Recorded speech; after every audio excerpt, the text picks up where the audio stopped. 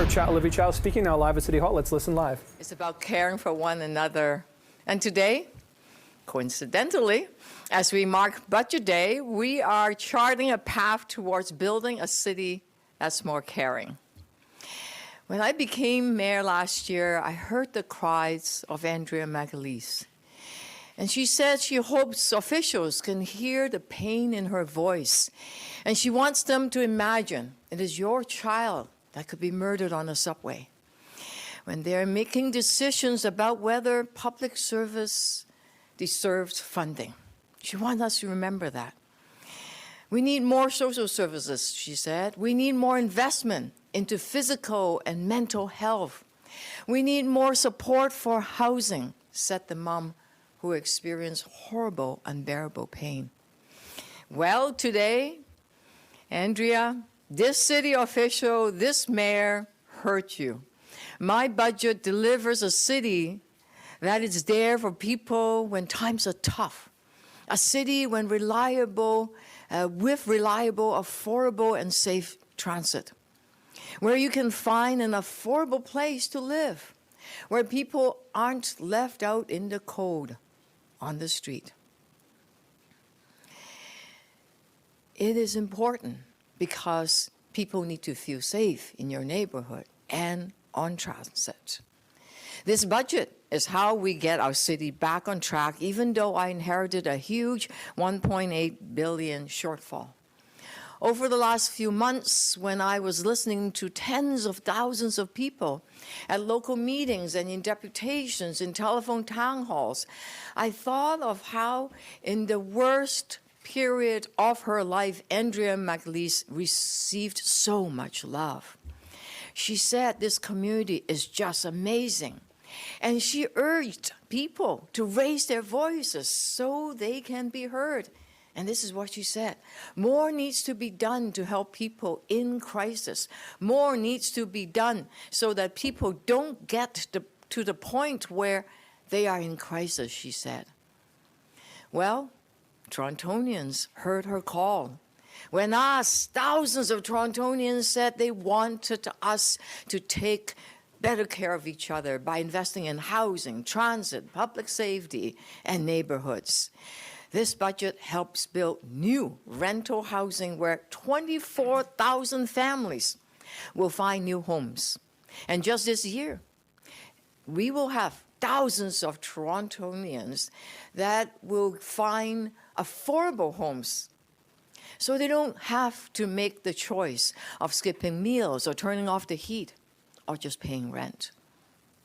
We're building more affordable housing and building them faster. This budget protects renters who are feeling anxious about evictions, demo-evictions, and high rent increases by investing in programs that help people stay in their homes. And for those who find themselves on the street, Toronto will provide more funding for food, health care, laundry, dignity. These will be available at 22 drop-in centers across the city, on top of additional funding for more shelters and warming centers. For those experiencing crisis, we will try to catch them while they fall and help them get back on their feet. That's why we're investing in mental health support through the expansion of the 24/7 Toronto Community Crisis Services. This budget invests in millions of children and young people, giving them strength and hope.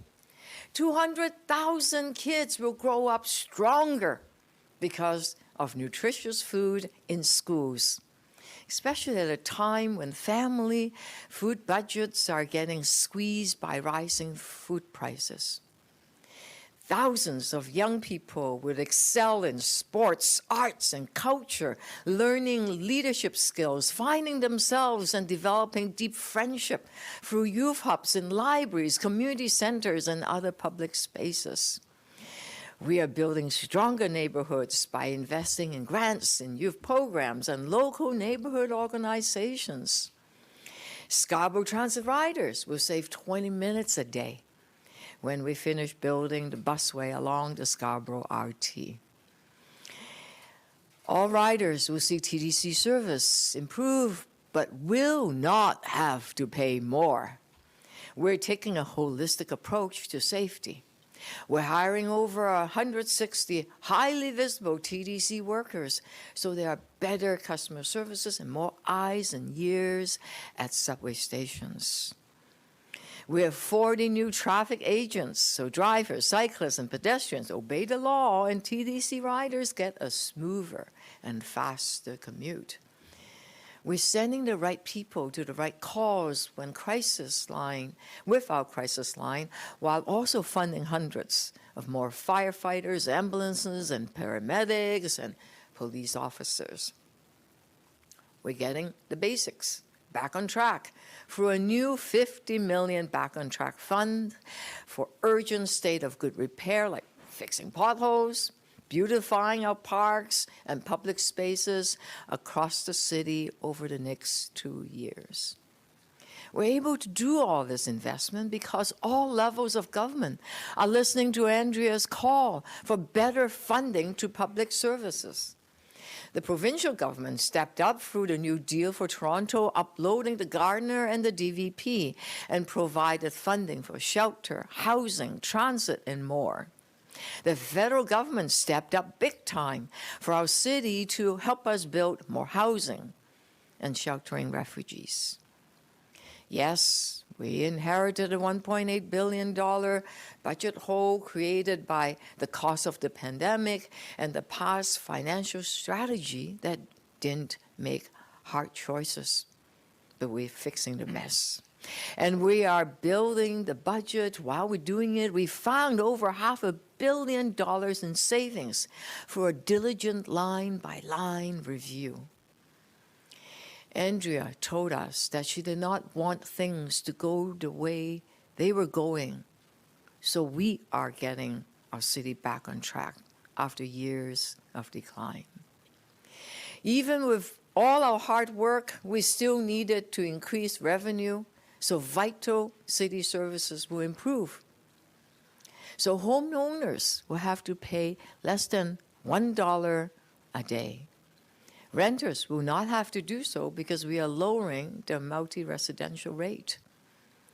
The work to build a more affordable, caring, and safer city where everyone belongs starts today. Open for questions. And joining me, Budget Chief Sherry Carroll, Deputy Mayor Amber Morley, Councillor Paul Ainsley, all here for you. Mayor Chow, I'm wondering what you would say to people who still, after all this time in debate, look at that 9.5% property tax hike and say this really is not modest or affordable. Well, less than $1 a day in my books is modest. I recently went into the dollar store, walked around looking for something that is less than $1. Everything is $1.50. Can't find anything less than $1. Finally found the card section. You can pick up a Valentine card, maybe it's not too late, for $1 a day. $1 for only $1. So yes, for some folks, it's tough to pay more in property tax.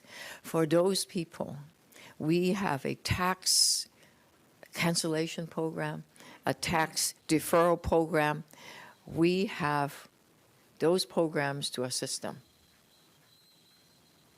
Is it your expectation that that 9.5% property tax hike will stay in place, and there won't really be any wiggle room on that today during this meeting?